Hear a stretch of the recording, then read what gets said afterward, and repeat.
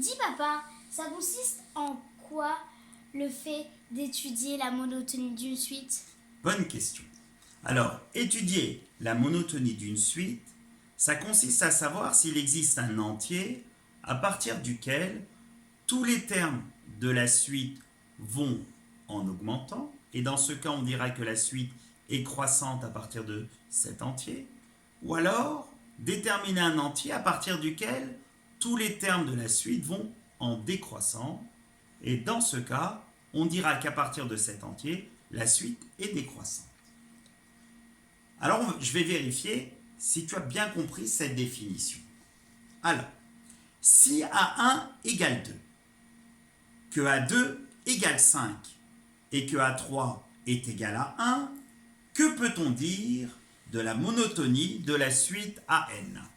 On peut affirmer qu'à partir de n égale 1, la suite n'est pas monotone. Ah bon? Et pourquoi? Car comme A3 est inférieur à A2, alors la suite AN n'est pas croissante. Très bien. Et comme A2 est supérieur à A1, la suite AN n'est pas décroissante. Parfait. Donc en conclusion, à partir de n égale 1, la suite n'est pas monotone. Bravo, bravo. Allez, je vais vérifier si c'était pas un coup de chance. Prenons un deuxième exemple.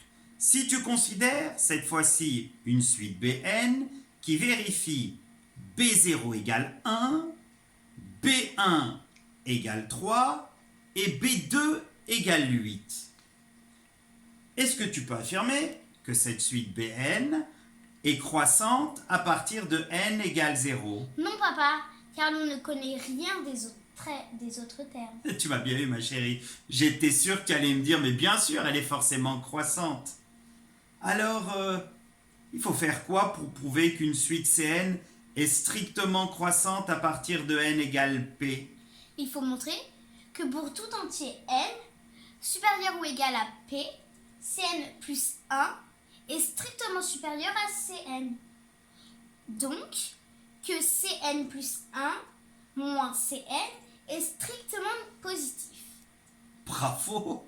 Et que faut-il alors faire pour prouver cette fois-ci que la suite Cn est décroissante, je dis bien décroissante et pas strictement décroissante, à partir de n égale p? Il faut prouver que pour tout entier n, supérieur ou égal à p, Cn plus 1 est inférieur ou égal à Cn, donc que Cn plus 1 moins Cn est négatif ou nul. Ben, tu as tout compris. Alors, en conclusion, qu'est-ce qu'il faudrait faire pour étudier de manière générale la monotonie d'une suite Dn? Il faut étudier le signe de Dn plus 1 moins Dn et voir s'il existe un entier P à partir duquel Dn plus 1 moins Dn est toujours de même signe. Eh bien, tu as tout compris. On va mettre tout ça en application à la prochaine vidéo.